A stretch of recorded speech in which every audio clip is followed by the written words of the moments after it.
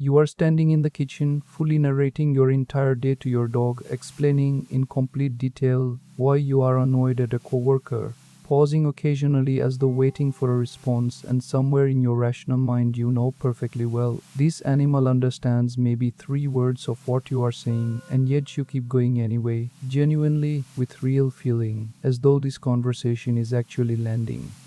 You do the same thing with a houseplant sometimes, muttering a small greeting to it in the morning, half joking, half not. Carl Jung had a genuinely charming explanation for why this happens, and why it is not remotely as silly as it might sound out loud. Jung believed that the human need to be witnessed, to have your own inner experience received by something outside yourself, is so fundamental that the mind will happily extend it toward any presence capable of appearing to receive it, regardless of whether that presence can genuinely process language the way another person can. A pet offers something a person sometimes cannot: a warm, attentive, entirely non-judgmental presence, watching your face, responding to your tone, present and engaged in every way except literal comprehension, and the mind quite reasonably treats this as more than close enough to count as being genuinely heard. This explains why talking to an animal or even a plant can feel surprisingly, genuinely satisfying, rather than simply performative or silly, since what you are actually seeking is not literal linguistic comprehension. It is the felt experience of being witnessed while processing your own thoughts out loud, and a warm, attentive presence, even a non-verbal one, provides a real and legitimate version of exactly that experience. Here is the genuinely delightful part of this. This is not a sign that you are lonely or slightly unhinged.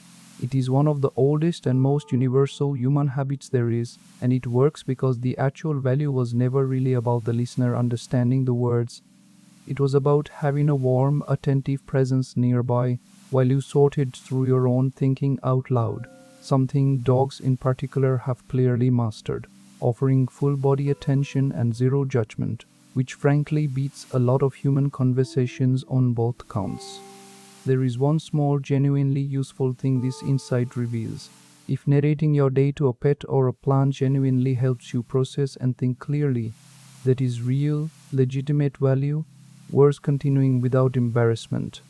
And if you notice that this has become your primary or only outlet for processing your day, it might be worth also finding at least one human ear occasionally, not because the pet conversations are wrong, but because a plant, however attentively it sits there, cannot actually offer the one thing a real conversation eventually can: a genuine reply. Think honestly about the last time you found yourself explaining something in real detail to a pet, a plant, or even an empty room, and notice how genuinely satisfying it actually felt, regardless of whether anyone or anything understood a single word.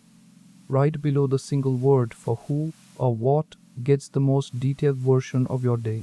Naming it with real affection rather than embarrassment is the real and delightfully unnecessary way to honor one of the more universally human habits there is.